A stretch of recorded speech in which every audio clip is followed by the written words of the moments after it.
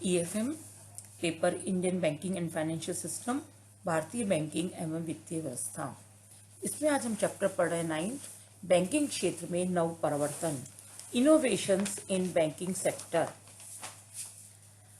स्वतंत्रता प्राप्ति के पश्चात भारतीय बैंकिंग व्यवस्था में अनेक नवीन परिवर्तन देखने को मिलते हैं।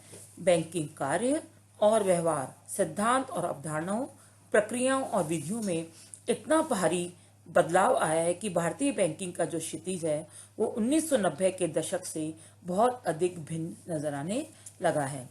ये परिवर्तन न केवल बहुआयामी, संरचनात्मक एवं अवधारणात्मक हैं, बल्कि संख्यात्मक एवं गुणात्मक भी हैं। इन परिवर्तनों के परिणाम स्वरूप भारतीय बैंकिंग नगरोन्मुखी से ग्रामोन्मुखी, विशिष्ट वर्गोन्मुखी से सर्वजनोन्मुखी, हैसियतोन्मुखी से उद्देश्योन्मुखी तथा थोक बैंकिंग से फुटकर बैंकिंग बन गई है। आज बैंक जन जन तक पहुंच गए हैं और प्रधानमंत्री जन धन योजना के कारण तो आज गरीब लोगों के करोड़ों खाते बैंकों में खोले गए हैं। भारतीय बैंकिंग की अभिनव प्रवृत्तियों को हम नीचे लिखित शीर्षकों के अंतर्गत पढ़ सकते हैं। फर्स्ट है इसमें सार्वजनिक बैंकिंग क्षेत्र का विस्तार, expansion of public sector banking. स्वतंत्र भारत में बैंकिंग की सबसे प्रमुख प्रवृत्ति बैंकों के राष्ट्रीयकरण की रही है। 1948 में रिजर्व बैंक का तथा 1955 में इंपीरियल बैंक का राष्ट्रीयकरण किया गया और उसके पश्चात 19 जुलाई 1969 को देश के 14 बड़े बैंकों को सार्वजनिक क्षेत्र में अधिग्रहित करके लिया गया। अप्रैल 1980 में 6 अन्य बैंकों को राष्ट्रीयकरण की परिधि के अंतर्गत ले लिया गया। इस प्रकार देश का प्रमुख और विशाल बैंकिंग ढांचा लगभग संपूर्ण सार्वजनिक क्षेत्र में आ गया है। बैंकिंग को और अधिक मजबूत करने के लिए सार्वजनिक क्षेत्र के बैंकों को सुदृढ़ किया जा रहा है। ये हमारा सार्वजनिक बैंक का इस तरह से तेज गति से विस्तार हो गया है। सेकेंड में अपूर्व शाखा विस्तार। स्वतंत्र भारत के बैंकिंग इतिहास में शाखा विस्तार अधिक तेज गति से हुआ है। बैंकों के राष्ट्रीयकरण के पश्चात बैंकों की शाखा विस्तार नीति में आधारभूत परिवर्तन हुए हैं। 1951 में सभी अनुसूचित व्यापारिक बैंकों की शाखाएं 4115 थी, जो बढ़कर वर्तमान समय में 1,36,412 हो गई हैं। ये आंकड़े बताते हैं कि हमारे देश में बैंकों की शाखाओं का कितना तेज गति से विकास हुआ है। थर्ड में बैंकों के एकीकरण को प्रोत्साहन, इनकरेजमेंट टू बैंक अमलगमेशन। कमजोर बैंकों को आपस में मिलाकर एक नई बैंक बनाने अथवा कमजोर एवं अनार्थिक बैंक को किसी शक्तिशाली बैंक में मिला देने अथवा विलीनीकरण की प्रवृत्ति भारतीय बैंकिंग की नवीन प्रवृत्ति रही है। नेक्स्ट, ग्रामीण क्षेत्रों में बैंकिंग सुविधाओं का अधिक विस्तार, more expansion of banking facilities in rural areas. बैंकों के राष्ट्रीयकरण के पूर्व तक भारत में बैंकिंग का विस्तार केवल शहरी क्षेत्रों तक सीमित था, किंतु अब नवीन शाखा नीति के अंतर्गत ग्रामीण क्षेत्रों में शाखा विस्तार पर अत्यधिक जोर दिया जा रहा है। 1969 में कुल शाखाओं में ग्रामीण शाखाओं का भाग केवल 22.2% था और लेकिन वर्तमान समय में 70 से 80% के बीच की जो शाखाएं हैं उनका ग्रामीण क्षेत्रों में विस्तार हो रहा है। नेक्स्ट है जमाओं में अप्रत्याशित वृद्धि, अनएक्सपेक्टेड राइज इन डिपॉजिट्स। व्यापारिक बैंकों की जमाओं में भी पिछले वर्षों में भारी वृद्धि हुई है। भारत में बैंकों की कुल जमा राशि जो 1951 के अंत में 909 करोड़ रुपए थी, वो वर्तमान समय में 1,07,068.9 मिलियन रुपीस हो गई है। नेक्स्ट, साख सुविधाओं का विस्तार, एक्सपेंशन ऑफ क्रेडिट फैसिलिटीज। 1969 में बैंकों के राष्ट्रीयकरण के पश्चात बैंकों द्वारा प्रदान की जाने वाली जो लोन्स एंड एडवांसेस की राशियां थी उसमें बहुत तेज गति से वृद्धि हुई है और हमें आंकड़े बताते हैं कि वर्तमान समय में जो है जहां बैंकों के द्वारा 80,02,600 करोड़ रुपए का जो ऋण है वो दिया गया है। नेक्स्ट, प्राथमिक एवं उपेक्षित क्षेत्रों को अधिक ऋण सुविधाएं, more loan facilities to priority and neglected sector. व्यापारिक बैंकों द्वारा राष्ट्रीयकरण के पश्चात प्राथमिक एवं उपेक्षित क्षेत्रों को अधिक से अधिक उधार दिया जाने लगा है।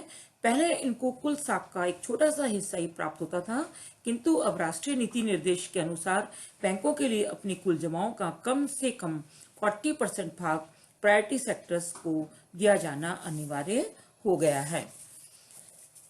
नेक्स्ट है निवेश जमा अनुपात, इन्वेस्टमेंट डिपॉजिट रेशियो। बैंकों के राष्ट्रीयकरण के पश्चात व्यापारिक बैंकों का विनियोग जमा अनुपात पहले की तुलना में अधिक हुआ है। 1970-71 में जहां यह अनुपात 23.1% था, वह वर्तमान में बढ़कर 44.29% हो गया है। नेक्स्ट, पूंजी तथा कोषों का निक्षेपों से अनुपात, ratio of capital and reserves to deposits. 1951 में व्यापारिक बैंकों की कुल पूंजी और कोष उनकी कुल जमाओं का 9% भाग था, वह वर्तमान में गिरकर केवल लगभग 0.5% ही रह गया है। इससे यह प्रतीत होता है कि भारतीय बैंकों के प्रति जन विश्वास में तेजी से जन विश्वास बढ़ा है। नेक्स्ट, वैधानिक तरलता अनुपात, स्टैट्यूटरी लिक्विडिटी रेशो।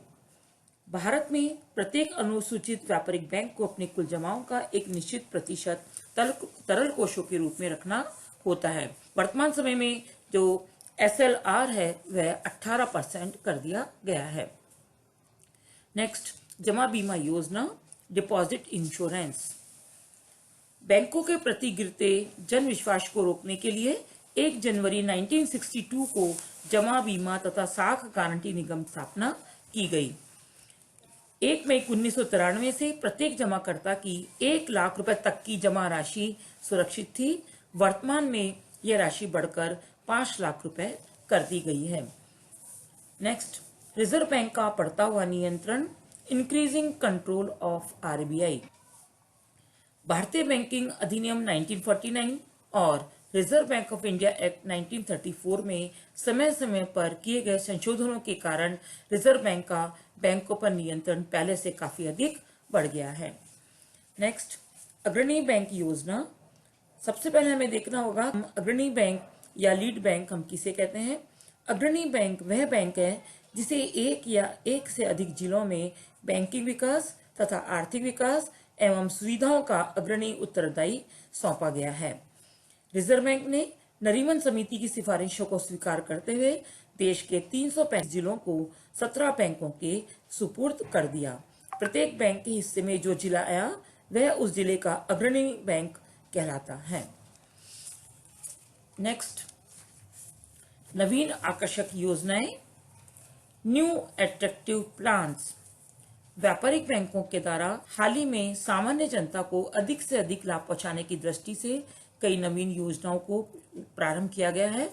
इनमें से कुछ मुख्य योजनाएं इस प्रकार हैं, जैसे उपभोक्ता ऋण योजना, जहां उपभोक्ताओं को कंज्यूमर लोन के रूप में लोन दिया जाता है। चलिष्णु बैंक मोबाइल बैंक स्कीम, नामत योजना, उपहार योजनाएं, अभी आप यात्रा भी कीजिए बाद में भुगतान कीजिए। विनियोग सुझाव योजना, investment advisory service, credit card facilities, loans to agriculture and common man, customer services, mechanisation and modernisation, tourist banking, other services. ये सभी उदाहरण हैं जो कि वर्तमान में व्यापारिक बैंकों के द्वारा शुरू की गए हैं।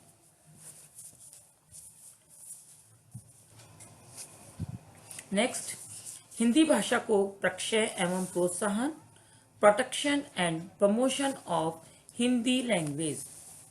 बैंकों के रोजमर्रा के कार्यों में अब हिंदी भाषा के प्रयोग को निरंतर प्रोत्साहन मिल रहा है, जिससे देश की सामान्य जनता को बैंक सुविधाओं का लाभ उठाने का मौका मिला है तथा राष्ट्रीय एकता को सुदृढ़ करने में भी मदद मिली है। नेक्स्ट है नवीन बैंकिंग संस्थाओं की स्थापना, establishment of new banking institutions. 1964 में भारतीय औद्योगिक विकास बैंक, 1982 में नाबार्ड तथा 1982 में ही निर्यात आयात बैंक की स्थापना की गई। लघु उद्योगों एवं उद्यमियों के लिए भी एक अलग से भारतीय लघु उद्योग विकास बैंक तथा आवास व्यवस्था के लिए राष्ट्रीय आवास बैंक की भी स्थापना की जा चुकी है। इस प्रकार धीरे धीरे अर्थव्यवस्था के प्रत्येक क्षेत्र के लिए उनकी विशिष्ट आवश्यकताओं के संदर्भ में अलग बैंकिंग संस्थाओं की स्थापना की जा रही है। नेक्स्ट, अध्ययन दल तथा समितियों की सिफारिशों का क्रियान्वयन, implementation of study teams and committees recommendations. विभिन्न समितियों की सिफारिशों को बैंकों ने यथासंभव लागू करने का प्रयास किया है, जिससे उनके कामकाज और व्यवस्था में काफी सुधार हुआ है। नेक्स्ट, सामाजिक बैंकिंग या सोशल बैंकिंग। वर्तमान समय में बैंक समाज के कमजोर वर्ग जैसे दस्तकार, छोटे किसान, मजदूर, अपंग, हाथ करघड़ता, मोची, कुम्हार, बेरोजगार, कैदी, शिक्षक, बेरोजगार, गंदी बस्ती निवासी, आदिवासी आदि को भी ऋण देने लगे हैं। यद्यपि ऐसे ऋणों में जोखिम अधिक है, किंतु सामाजिक उत्थान के लिए यह बहुत आवश्यक है। नेक्स्ट है कृषि एवं ग्रामीण ऋण राहत योजना 1990, लोन रिलीफ स्कीम्स 1990। इस योजना का प्रारंभ 15 मई 1990 से हुआ। इसमें सरकारी क्षेत्र के वाणिज्य बैंकों, क्षेत्रीय ग्रामीण बैंकों एवं सहकारी बैंकों ने गरीब व्यक्तियों को 10,000 रुपए तक के ऋण दिए हैं। यद्यपि व्यावसायिक दृष्टि से यह योजना ठीक नहीं है, लेकिन गरीब व्यक्तियों को राहत देने के लिए यह अस्थायी रूप से अपनाई गई है। नेक्स्ट, सुदृढ़ प्रबंध व्यवस्था, साउंड मैनेजमेंट सिस्टम। बैंकों की प्रबंध व्यवस्था में सुधार किया जा रहा है। अब बैंक प्रबंध के लिए शिक्षित एवं प्रशिक्षित पेशेवर प्रबंधकों एवं कुशल कर्मचारियों की नियुक्तियां भी की जाने लगी हैं। नेक्स्ट, इसमें रोजगार कार्यक्रम एवं बैंकों ने रोजगार प्रदान करने तथा गरीबी मिटाने की दिशा में भी महत्वपूर्ण भूमिका निभाई है। बैंकों ने ग्रामीण रोजगार कार्यक्रमों के लिए 2100 करोड़ रुपए की राशि निर्धारित की है। शिक्षित बेरोजगार युवकों के लिए बैंकों द्वारा स्वरोजगार योजना शुरू की गई थी, जिसके अंतर्गत ऋण प्राप्त करने वाले लाभान्वितों की संख्या भी बढ़ती जा रही है। नेक्स्ट, राष्ट्रीय कृषि एवं ग्रामीण विकास बैंक की स्थापना, the establishment of national bank for agriculture and rural development. यह संस्था गांवों में कृषि, लघु उद्योगों, हस्तकला उद्योगों, कुटीर उद्योगों एवं अन्य योजनाओं के लिए पुनर्वित्त की व्यवस्था करती है। यह संस्था इन योजनाओं के लिए अल्पकालीन, मध्यकालीन व दीर्घकालीन वित्त भी प्रदान करती है। नेक्स्ट, बैंकों में नवीन प्रौद्योगिकी, न्यू टेक्नोलॉजी इन बैंक्स। वर्तमान में देश में बैंकों में यंत्रीकरण एवं कंप्यूटरीकरण व्यवस्था भारतीय बैंकिंग उद्योग के क्षेत्र में बहुत ही महत्वपूर्ण उपलब्धि कही जा सकती है। अब चेक अथवा नकद धनराशि जमा करवाने के लिए भी मशीनों की व्यवस्था कर दी गई है। नेक्स्ट है यंत्रीकृत चेक एवं समाशोधन गृह, mechanised cheque and clearing houses. 1994 में देश में 15 नए समाशोधन गृहों की स्थापना की गई थी। अब ई क्लियरेंस व्यवस्था भी सभी बैंकों में स्थापित की जा चुकी है। 1 जुलाई 2013 से सभी बैंकों द्वारा सीटीएस 2010 मापदंड के चेक जारी किए जा रहे हैं। अब लिखे गए चेक की मान्यता अवधि 6 माह से घटकर 3 माह कर दी गई है। अब 3 महीने से पुराने चेक भुगतान के लिए मान्य नहीं होंगे। नेक्स्ट है दूर संचार network, distant communication network. Banking उद्योग के लिए दूरसंचार की नेटवर्क योजना के अंतर्गत नेट संचार व्यवस्था लागू की गई है। इस कार्यक्रम के संचालन से डिमांड ड्राफ्टों का भुगतान, निधियों का तार अंतरण, चेकों का अंतरनगरीय समाशोधन एवं विदेशी विनिमय दर निर्धारण आदि कार्य बहुत ही आसान हो गए हैं। नेक्स्ट है कस्टमर सर्विस या ग्राहक सेवा। भारत सरकार ने आर के तलवार की अध्यक्षता में एक समिति गठित की थी। इस समिति ने ग्राहक सेवा में वृद्धि हेतु अनेक सुझाव दिए। इन समितियों के सुझावों के आधार पर सरकारी क्षेत्र के सभी बैंकों की शाखाओं में ग्राहक सेवा संबंधी कार्य प्रारंभ किए गए। नेक्स्ट, बिल संस्कृति का विकास, डेवलपमेंट ऑफ बिल कल्चर। बैंकों ने बिलों के भुगतान कार्य की प्रगति की ओर ध्यान दिया है। यह बिल संस्कृति कहलाता है। वर्तमान में बिलों की कुल राशि बैंक ऋणों का केवल 4% है। मियादी बिलों पर मुद्रांक शुल्क की छूट से बिलों की लेन देन संबंधी समस्या से छुटकारा मिल सकता है। इसी के साथ इस छूट का लाभ संस्कृति के विकास पर अनुकूल प्रभाव डालता है। नेक्स्ट, बहुस्थानीय बैंक खाते। इस सुविधा के अंतर्गत ग्राहक एक ही बैंक की कई शाखाओं में खाते खोलकर उन्हें चला सकते हैं। ये शाखाएं एक शहर में भी हो सकती हैं और किसी अन्य शहर में भी। ऐसे बैंक की चेक बुक का उपयोग ट्रैवलर चेक के रूप में भी किया जा सकता है। नेक्स्ट इसमें ऑटोमेटिक टेलर मशीन या एटीएम। एटीएम में ग्राहक पैसा निकाल सकता है, जमा करा सकता है, नई चेक बुक ली जा सकती है, खाते की जानकारी ली जा सकती है और अब लगभग सभी बैंक अपने यहाँ एटीएम की सुविधा ग्राहकों को दे रहे हैं। नेक्स्ट, तत्काल धन हस्तांतरण, ऑनलाइन ट्रांसफर। वर्तमान में कुछ बैंक एक शाखा से दूसरी शाखा में धन के ऑनलाइन हस्तांतरण या तत्काल एक बैंक से दूसरे बैंक में पैसा स्थानांतरण करने की सुविधा भी दे रहे हैं। कंप्यूटर नेटवर्क के सहारे बैंक बाहर का चेक भी तत्काल भुना देते हैं। धीरे धीरे सभी बैंकों द्वारा यह सुविधा उपलब्ध करवाई जा रही है। नेक्स्ट है घर पर दी जाने वाली बैंकिंग सुविधा। महानगर में तो बैंक जमा योजनाओं के लिए घर घर जाकर बैंकिंग सुविधाएं दे रही हैं, अतः आज ग्राहक को स्वयं चलकर बैंक जाने की आवश्यकता नहीं रहती है। नेक्स्ट है इंटरनेट बैंकिंग। भारतीय बैंक भी इस दिशा में आगे बढ़ रहे हैं। अब लगभग सभी राष्ट्रीयकृत बैंकों द्वारा इंटरनेट बैंकिंग सुविधा दी जा रही है। नेक्स्ट, प्रधानमंत्री किसान सम्मान निधि। बजट 2019-20 में यह घोषणा की गई थी कि छोटे एवं सीमांत किसान जिसकी भूमि 2 हेक्टेयर से कम है, उनके बैंक खाते में प्रति वर्ष 6,000 रुपए सीधे ही ट्रांसफर कर दिए जाएंगे। यह योजना दिसंबर 2018 से लागू कर दी गई और मार्च 2019 तक प्रत्येक ऐसे किसान के खाते में 2,000 रुपए स्थानांतरित कर दिए गए हैं और इस योजना के अंतर्गत प्रति वर्ष 75,000 करोड़ रुपए ऐसे किसानों के खाते में सीधे ट्रांसफर किए जाएंगे। वर्तमान में सभी किसानों को इस योजना के माध्यम से 6,000 रुपए प्रति वर्ष ट्रांसफर किए जा रहे हैं और 6 अगस्त 2020 तक 8.5 करोड़ किसानों के खाते में 17,000 करोड़ रुपए जमा करवाए जा चुके।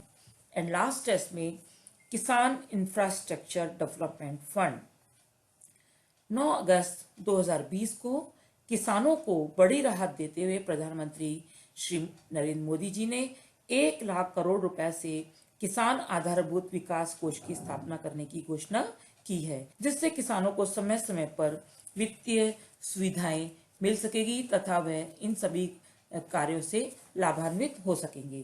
तो इस प्रकार से हमने देखा कि भारतीय बैंकिंग की अभिनव प्रवृत्तियां जिससे कि सभी लोगों को इसका लाभ मिल रहा है।